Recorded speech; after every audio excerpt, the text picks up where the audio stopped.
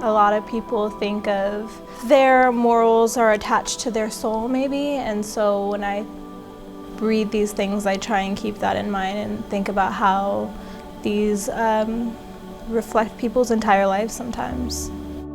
It was a kind of like a journey because I could really relate with these people. I felt like I was learning from their experiences, but also strengthening my values and say, okay, this is where I stand. So it really helped me get more of like a foreground on what I feel is important to me, and as well as gain a more open mind to see what's important to everyone else. It's interesting. I guess for the Bible, that's definitely something I've never fully looked into. I mean, I have a picture book Bible at home with my mom, but definitely being able to fully, I guess, understand it, especially when I would read it on my own, I was like, this is too much. I don't all these stories of Moses and everybody else, but when I actually get to listen to people that actually have been taught this since they were kids and actually kind of fully understand, it makes it a lot more, not easier, but I guess more engaging and wanting to know more about it, since I know pinpoints on what they're talking about, so I can follow along and not feel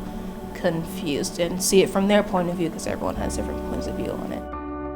I guess I was aware that they were all Abrahamic religions, right? The Quran and the Jewish texts and the Bible even. But it was cool to see the Bible being referenced throughout all of them, like Moses, or Joseph. They were all mentioned throughout all of the writings. And so it wasn't really perplexing, but it was definitely eye-opening to see that they are more similar than people think. And oftentimes, we get so separated by your religion, and so it's interesting to read all three and see that really they do have a common denominator. There's an interesting way of explaining how something works and how to sort of put the puzzle together to find out how it's completed. You can't help but think about that, and also like beautiful and wondrous things that people have created, like poetry and art and architecture and the advancement in science, and you can't help but wonder like how that came to be.